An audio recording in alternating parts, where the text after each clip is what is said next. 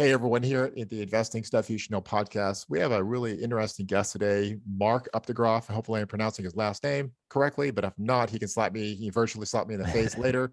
But Mark, thank you for joining us and being here to share your unique story of starting out as a technical person in the STEM field up there in New York, and then eventually going into development and real estate and some other interesting things that the people here like to know about. Absolutely. Yeah, I'm excited to be here. Sweet, man. So give the folks a little bit of your background, just so it's, just like, oh, Mark just starts talking here. Did you grow up in New York? And then why were you compelled to go into kind of a technical field? And then how long did you stay there before you made that link, that leap, as we all know, as many of us do, into the real estate development space? Sure. And I'll be completely honest with you guys. So when I was getting ready to go to college, I was the kid that was like not really focused on what my career was going to be. I didn't know what I wanted to do. And I had a very loving mother that was like, I'm going to figure this out for him because it's a pretty big decision. So she, coached me into going to check out all these different schools. And one that she really steered me towards was RIT. And the reason being was that the program that she had found was very technical, which I was good at math and science, but it also had a creative outlet for me because she could tell that, I really loved photography and, I loved artistic type endeavors as well. But she wanted to make sure that whatever degree I got, I'd be able to make some money when I got out. So she found this imaging and photographic technology, which kind of blended the best of both worlds. I got studio photography, I got nature photography, as well as like high speed photography, and then all the science background, physics, calculus, just everything, matrix algebra, some really advanced type Right. statistics and all that stuff. So it blended it together nicely. It was a really cool program. Very unique. Rochester Institute is known for photography overall, but my program was a really, really small program. There was only maybe 20 or 30 of us versus like the fine art photo, which had, 100 plus kids. So we were a really tight knit group and we worked really close together. And in my opinion, we were the best photographers. Oh, We nice. learned because because of this this deep technical because of the perspective, science. Mark. Yeah. Yes. Yep. So we knew the ins and outs of the optics of the camera, how the camera functioned, and at the time it was film. So when I went through, we learned all about the processing and all of that stuff. It pretty much switched to digital as soon as I left, but I had that fundamental knowledge of all that, and I came out, as a pretty good photographer where I could get hired to do publication quality photographs, in the studio. So I did some of that for a guy that had a lot of really expensive African artwork. But then I also went to work for like NASA and did, we did imaging of an airplane wing in a mixed phase environment. So we did some high speed stuff where we were shooting titanium slugs through Xylar, which is stronger than Kevlar at 2 million frames per second with a NAC camera. And I love this. It was awesome. Hopefully you made your mom proud, or at least not unhappy. Did you end up, at least of all that, after party glow of the training and the education? Did you at least make your mom not unhappy? Oh yeah. It's I don't know. My mom's always happy, right? You Okay, can't. gotcha. Yeah. Awesome. Yeah. So that's an amazing background and piece there. So a lot of the audience here, of course, are professionals that either want to stay in their job and then they just want to maybe get into real estate passively, or some are many are considering, of course, that trajectory or the path of them going either part-time or full-time into real estate. And so give us the bridge between, of course, this kind of thing that you seemed like you loved and resonated with, did some cool projects, and then we can see that you became maybe an agent, looked like, and then a full-time investor. So give us that bridge there. Yeah, so I actually started on the investor side before I got licensed as a broker, and my transition to real estate was kind of forced when I got laid off. So I didn't really have the decision where I was like, okay, I'm going to work my way out of a W-2 job. It happened sooner than I would have been able to probably do it on my own, as far as when I felt comfortable, because I was looking towards using the money I was making from a W-2 to put into passive investments. So it was kind of a leap of faith when I got laid off that I went into real estate, because I'm not from a sales background. And I kind of had that distaste that a lot of people have for sales. When somebody's trying to sell me something, it's unsettling. I don't like it. Yes. So when I originally got my license, it was more for the fact that I could just open the door for myself. You know, I had a small portfolio that I was managing, but I wanted to be able to keep that passive investment working for itself. I didn't want to have to tap into that to pay for my living expenses. And so I told my wife, like, we're pretty stuck here in Rochester unless we move. And she loved her career. I had this small portfolio that I was managing. What did So it was, what did your wife do, by the way? she's in the medical profession. So she's over at the Strong Hospital. She's been there for her entire career since she got Sure. done with her studies. She's the associate director in pediatrics. So they do clinical research on kids with asthma. So they go out into the community and they work really closely with that. And she loves it. She runs a Amazing. team, and yeah, Yes. she Yeah. really likes what she does. So And then just one other quick thread. So I know I mhm. keep derailing your thoughts Yeah. here. What is, you said, as maybe, I'm not sure if it's either as non-salespeople or a technical person or whatnot. And I also have, or have had that same, I guess, transformation to work through. How did you overcome that? And you maybe get to that later, but I just wanted you to touch on it real quick. How have you, Mark Updegraff, worked through that idea of, or the challenge, naturally, of having to sell people? What's the philosophy there now? Yeah. So that's a really great question. I think I got lucky in that when I went to my broker when I got my license and said I need to hang it here, he wanted me to come under his wing and be part of a team and, give up half my commission.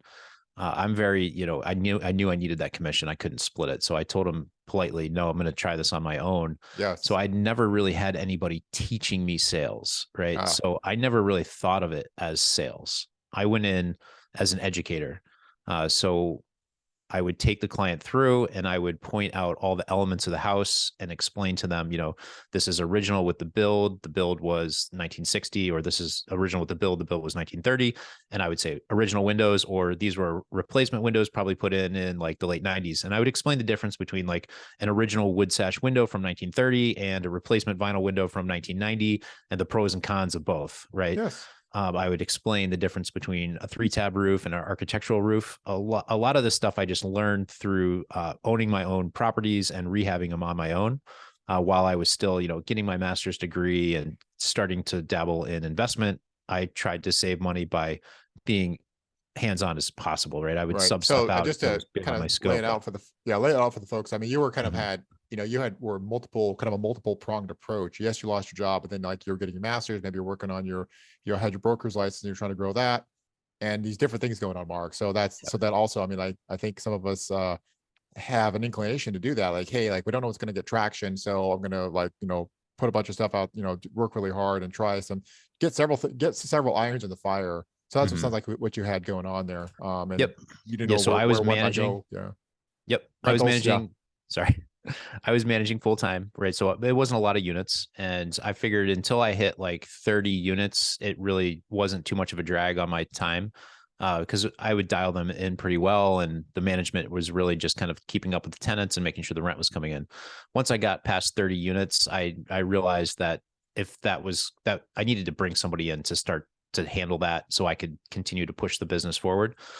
Um, I forget what your original question was. I apologize. Oh, that's okay. Yeah. So, I mean, it was just simply just, so you had multiple pronged approach there. Mhm. And also kind of our original question was the bridge between that and that. So you kind of explaining, you're kind of giving us the arc, the narrative there Yeah. of how you kind of transitioned from your W-2, like you said, you just got Yeah. basically fired and, Yep. or laid off. It's a better way of saying that. And then kind of how did you start stepping into real estate? So you kind of laying it out here. You became a Yeah. broker, you had your own properties, you were doing, and then you were kind of teaching yourself.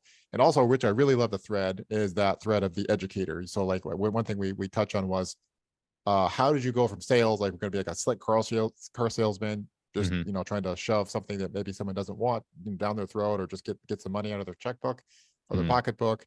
And then you said your approach, which was kind of just unique to yourself, was that of an educator. And then you learned how to be an educator by doing your own stuff. But Yeah. keep going on that thread of an educator.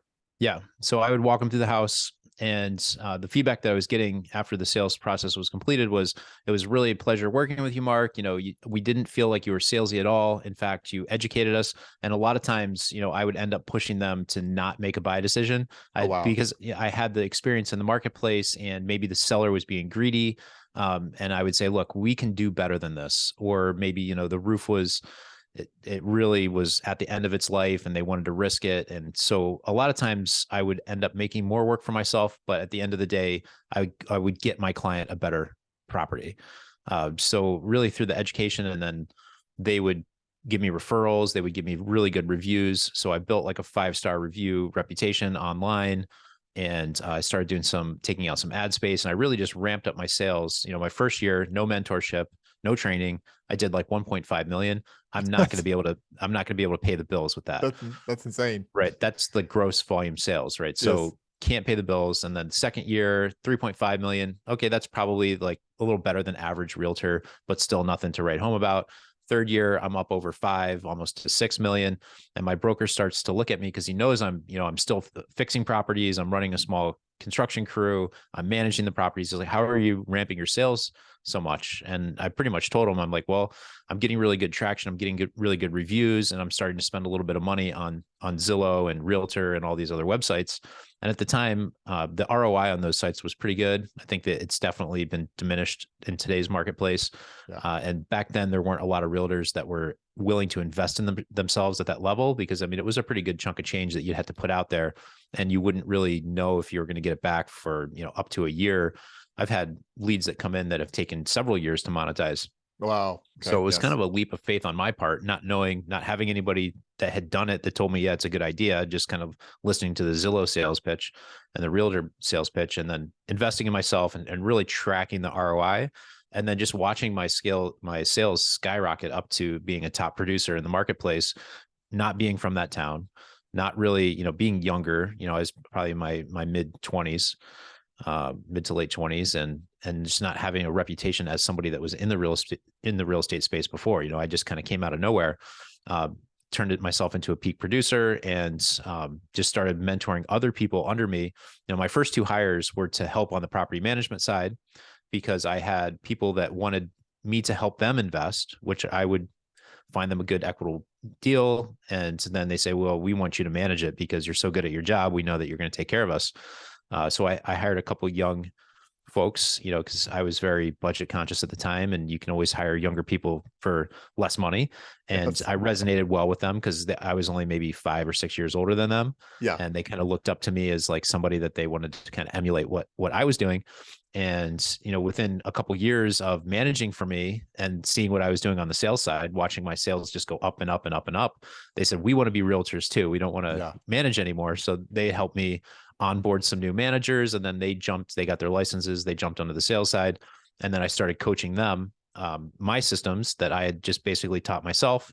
And I said, look, I didn't learn from anybody. So, you'll hear a lot of people talk about scripts, and you'll hear a lot of people talk about it as like, I have them, but it's just me saying the same thing over and over again. So that's what it is. It's a script, but I've Yeah. never written it down. You just have to listen to what I'm saying.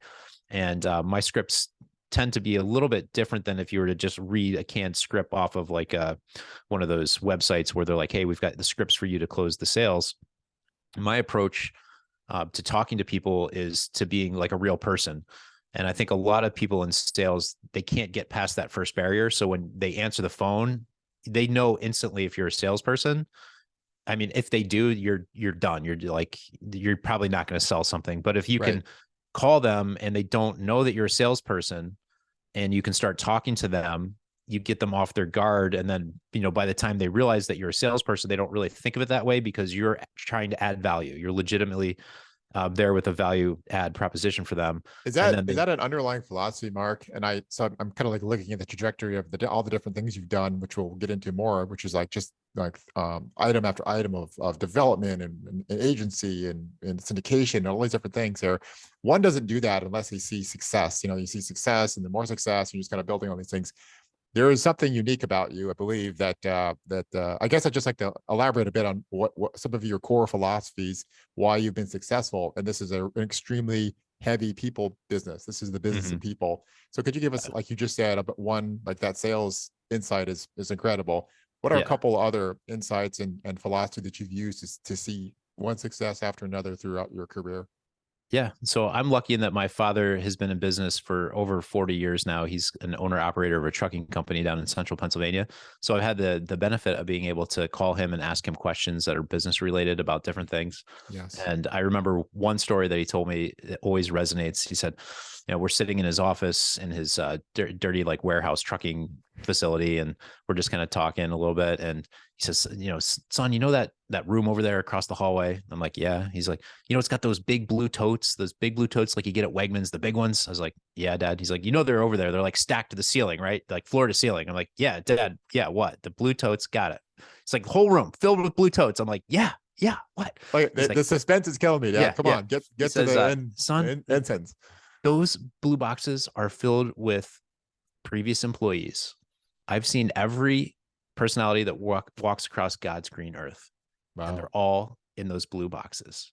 And that's always resonated, because as I'm working with people and as I'm working with more and more people, they do fit into that box. You're going to be able to characterize who you're working with the Oh, more that's such a people that you powerful work with. analogy, man. It's just hit me Yeah, there. Like, oh my God, I see it. It's like I yeah, see what you're like. Your dad is like this blue collar, maybe trucker guy, doing it in a business, and all of a sudden they drop some like, bomb on like, quote educated guys like you and I. Like, you're yeah. like, oh my God, I see Yep. it now. I see it. So that's been really beneficial, because when I first started, you would get that personality on the phone and you wouldn't really think about it in that light, and you would just work through it. And at the end of it, you might have like lost some hair, you might have lost some sleep, you might have like just spent way too much time dealing with it. And now, I can identify a lot of these personalities up front, and I can just choose which ones I know are going to be the most beneficial to my career. So I don't have to just go down that path of blindly following every lead that comes in. While every lead might be monetizable, it might not be the right lead for me to monetize. It might Mhm. be something that I might want to say.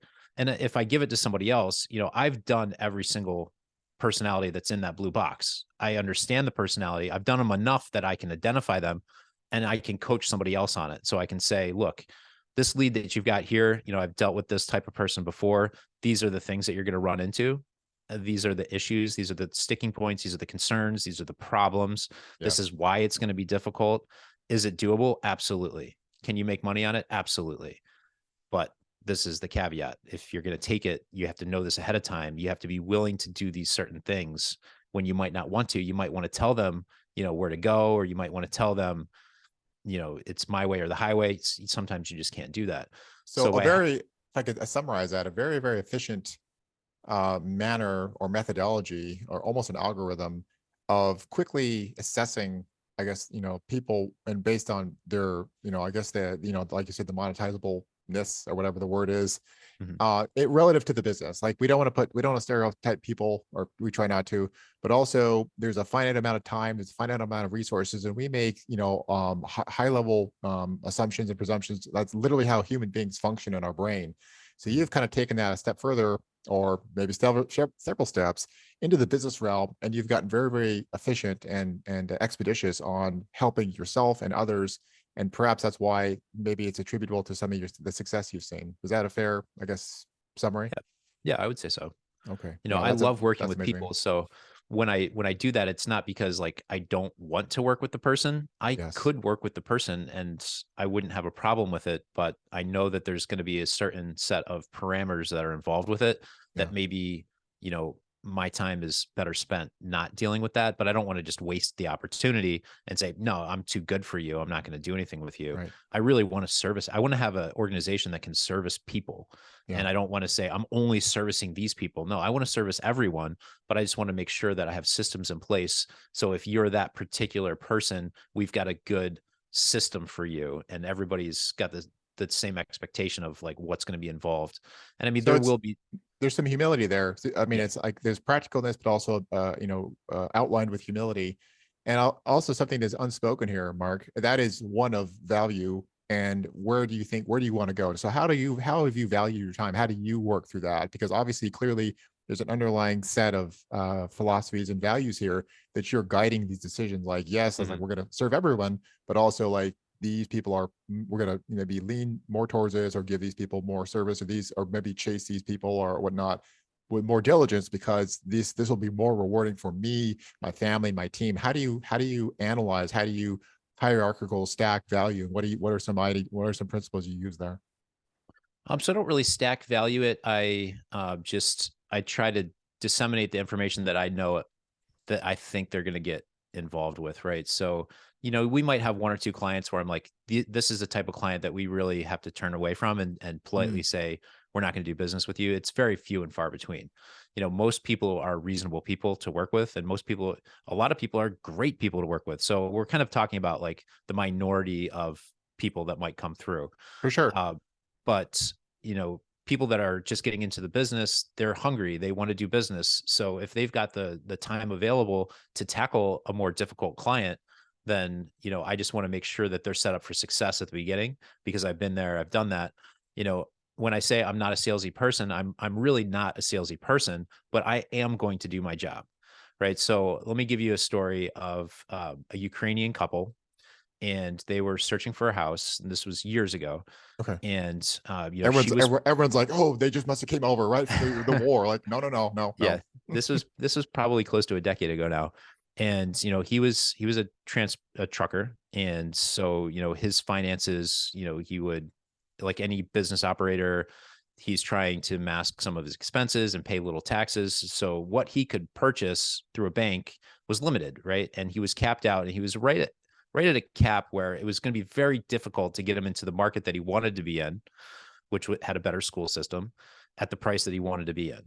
And his wife was pregnant with twins, and they already had 3 kids, and they had outgrown their house by 2 kids already. And he was focused on his business, building his business, and he wanted to provide for his family long haul, which I totally get and I totally respect. So I ended up finding him a house in the district that he wanted to be in, that was recorded with less square footage than it actually was. The owner Oh, was in the building trades, and he had put on a really nice addition, like done like 10 out of 10 star addition. This wasn't a DIY. This was a guy that knew what he was doing. And yes. so the tax roll was less, right? It was listed as a 2,000 square foot house, but it was almost a 3,000 square foot house. And we knew all this information going in. And I told him this is a win-win. You get the extra square footage. You're not paying the tax basis on the extra square footage. So your taxes are lower. The price we're getting it at, you can afford it. And it was at a time of the market where things were heating up, but it was before like delayed negotiations, multiple offers. And I remember after he looked at it, they wanted to talk while we were at the house. I'm like, there's all these people around. Like, let's just go somewhere they can't tell how serious we are. Have a conversation. And I would tell you, it was like turning his arm in the parking lot down the street to get him to make the decision that was going to make his wife happy. And I Yes. knew that, like, she wanted the house 100%. She was like, this is my house. I have Yeah. to have this house. And he wanted to negotiate, and he didn't want to listen to me. And I said, this is what, if you want the house, this is what we have to do. We have to do this. We have to do it now, and we have to do it my way. Yeah. And I was in the parking lot with them for probably 3 hours, just Wow, man. going on about like him trying to get me to do it his way, and me saying, do you want to make your wife happy? Because if you do, you need to listen to me. I'm the Yes. professional. And it ended up with me getting the laptop out in the parking lot. We're standing there, writing the Yeah. offer in the parking lot, and having him sign it so I could get it over. And I got it accepted, within 20 minutes of us leaving the parking lot. That's And incredible. the good thing that we did was offers were coming in after ours came in, and she was kind enough to switch it to pending and take us through the sale. That type of person, in the blue box, he's the Yes. guy that's now going to come back and try to renegotiate at the closing table, which just drives me nuts. I'm like, Yeah. dude, I got you the house that you wanted. I got you a lower tax basis, which you wanted. You wanted to save money on that. And now you want to argue at the closing table that the square footage was off, and now I want to pay less, when we all know that more offers came in after they accepted your offer for more money. So Yeah. you obviously got an equitable deal, and now you're arguing at the closing table. So he's in my blue box. I understand him. I know he's closable. Would I work him again? No, I'll probably pass him off to somebody else to work, but I'm going to give them all of that information about, how this person operates. And, it was a successful transaction. They were very happy. I'm sure they're loving their house, but That's just, a great anecdote. Mark, Yeah. to just lay out, like, just obviously put it into words, like something that we kind of we're talking about abstractly, and then kind of like insights and philosophy, and then of course then and kind of buttoning it up with an excellent story, relatable story that people like can understand, like what you're talking about. So Yeah. that's excellent. Let's progress into our Yeah. kind of the journey here. So we can see here, I can see that you've done a lot of you started since that time property management company and done multiple developments and some things like that. Tell Mhm. us maybe the most exciting things that you feel like you've done the last, maybe since that last 10 years or 5 years, something like that. What do you feel is Sure. like has been real success stories? Yeah. So in my head, my takeaway moments from the last year of my life is like I set these things up in my head as like these things that I wanted to do and that were going to be so awesome, and then you do them, and you're like, it's not exactly what I thought it would be. It's Yeah. not as awesome as I thought it would be. Being the developer or whatever, it's like it's a lot of work, it's a lot of stress, and it's not exactly. It didn't give me the fulfillment that I thought it would. Do I want to be involved in building? Yes. Do I necessarily want to be the quote developer? I'm not sure. There's a lot to it. It's a lot of Talk to us time. about that. Like, just Mhm. pulling that thread a little bit. Yeah, talk to Yeah. us. So yeah, so you're like people you've explained. You've had success. You know how to sell. Your technical background. So I mean, we're building a lot of different skill sets here. A lot of skill Mhm. sets are you have behind you. So somehow you got like, hey, I think there's an opportunity here to be a developer on some project. And then to talk to us kind of. You got the opportunity, and then Mhm. what did that kind of how did that unfold? Sure. So in my mind as an investor, because that's kind of how I started out. That's how I got into real estate was I Yeah, wanted to have passive income. I'm always looking for opportunities. yeah, And if I find an opportunity and I can take it, I take it. And sometimes, the end result of that opportunity doesn't come until a few years down the road.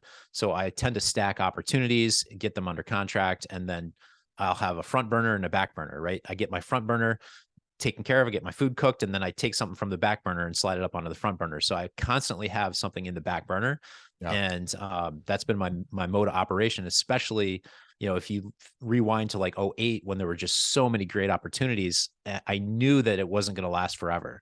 So I just kept stacking my back burner just full and full of as much as I could, and knowing that, and my family and my friends would look at me like I'm nuts because they're like, look at him, he's doing some crazy stuff, he's got these things. When are you going to do this project? When are you going to do that project? I'm going to do the projects. Okay. Like Yes. we've locked in our profit on our acquisition. We've been very strategic about our location. I'm in this for the long haul. So I have one particular building here in Rochester right now where I get constantly emailed and called like, will you sell me the building? Can I lease the building? What are you doing with the building? We want to know more about the building. It's like, we're going to get to the building. We have a plan. We have a restaurateur that's going to go into it. It's like it, but it's on my timeline. It's not on your timeline. So yeah, it's coming, I but love that. I love that. I love that confident stance there. Yeah. yeah. So anyway, so awesome, man. So yeah, we're probably we'll kind of wrap this up here as in the final chapter here. So the last looks like you've been basically a year. So that's kind of your development, maybe your development effort there. What else looks like you have a property management, and then Mhm. and then some other maybe a syndication or a fund. Do you have anything in that area as well? Yeah, so I'm working. It's relatively new to me in the capital raising space, but that's what I'm focusing my efforts on. I feel like I've done. So that's like, is that like for this year, if looking forward, or just kind of looking Yeah, for something that's kind of been, like you said, on the back burner, and you're kind of pulling it toward the hotter, bigger, I've always burner right done now? this type of work, but just not as formal as now. I'm getting some formal training and Yeah. understanding the ins and outs and the nuances. And I've got a lot of stuff that I have positioned myself into previously that would make really good opportunities for other people. So I'm kind of looking at this as, I've been helping people since I switched into real estate. That's been my focus. I love helping people. It's a world of abundance. I only have so many resources at my disposal. Yeah. I'm very good at deploying my resources. And when my resources is gone, I deploy other people's resources.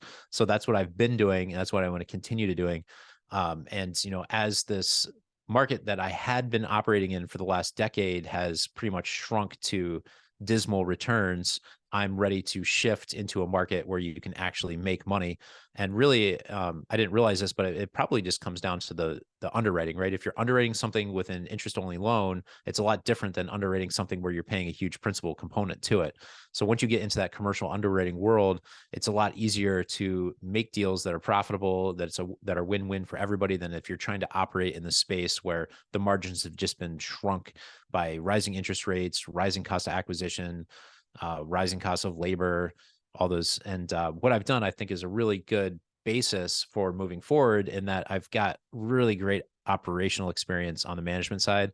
The management is really the key piece to owning real estate. If you don't have good management, you're not going to be successful as an operator. So I think I bring a 100% lot agree of, with that. Yeah. yeah, Went through 3 property managers on one of our buildings here in Minneapolis. Like, holy smokes, that's been hard. But the yeah, last one's been better, way better. But yes, that will yeah, make or break a deal. Is that the PM part yep. of that? So I'm focused on like a vertical integration approach. I think even if I were to bring in third parties, I would still have an integrated piece that was pretty heavy on whatever project I was working on.